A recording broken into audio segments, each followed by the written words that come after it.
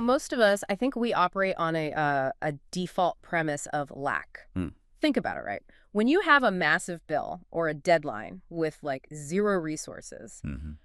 your first instinct is to look for what you don't have. You identify the whole. Yeah. Exactly. But we're looking at a source today that argues that that very impulse, that acknowledgement of lack, is actually a theological error. It's complete inversion of how people usually approach their needs.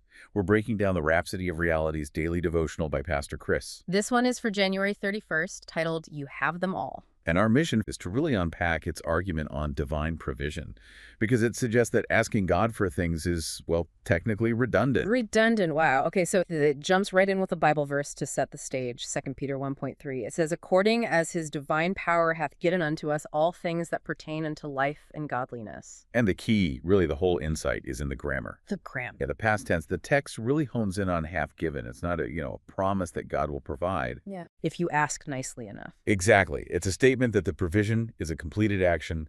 It's already done. So the argument is that the supply drops have already happened and we just, haven't opened the crate yet? In a way, yeah. The source argues that because God is righteous, he wouldn't call you to a purpose without preloading your life with all the resources you need for it. So if the demand exists in your life, the supply must already be there. For your calling, specifically, yes. That word godliness in the verse got my attention, though. I mean, usually when people hear godliness, they think of, morality, being a good person. Right. But it's defined differently here. It's much more functional. How so? The author defines it as the things God has called you to do. So think of it less like personal behavior and more like mission equipment. So if you have a calling, the text claims you already have the specific tools needed to execute it? Exactly. It reframes survival into execution. You're not just given enough to exist. You're given enough to function. Which brings us to the next piece of evidence it uses. Ephesians 1:3. The text cites this to say believers are blessed with all spiritual blessings. And that word all is treated as absolute. No exceptions. Okay, this is where the psychology of the text gets, I'd say, almost aggressive. It brings up the idea of an adversary, of Satan, but it doesn't frame it as a battle. No, it refuses to even engage. The text calls Satan a liar and, interestingly, not a factor. Not a factor. That's incredibly dismissive. It is, and I think it's a strategic dismissal. The source is arguing that since you have everything, any suggestion of lack, like the thought, I don't have the money for this. right, or I don't have the skill, Yeah. those are presented not as reality, but as deceptions to be ignored. Yeah. If you engage with the idea of lack, you're basically validating a lie. So the actionable advice here is a verbal affirmation. The text explicitly tells the reader to declare, I refuse to lack, all things are mine. It's a cognitive override. You are overriding the sensory evidence of, say, an empty bank account with the theological conviction that you already possess what you need. And it uses another verse to back that up, right?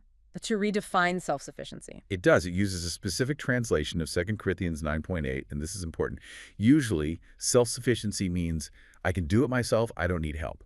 Right, independence. Here, it's the opposite. It defines self-sufficiency as possessing so much that you require no aid or support from external sources because you are so thoroughly supplied by divine power internally. So you don't need to look outward for help because the generator is already inside the house. That's a perfect way to put it. It paints a picture of a believer who is a reservoir, not a bucket waiting to be filled.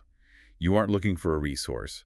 You are the resource carrier. It just completely changes the posture of prayer then. It has to. You're not begging for resources to solve a problem. You're, taking inventory of what you already have. That's the core shift. Yeah. Moving from God, can I have this, to thank you that this is already mine. It's about accepting abundance as a present reality, not a future request. It's a fascinating mental model for handling pressure. Instead of panic, you switch to retrieval mode. It is.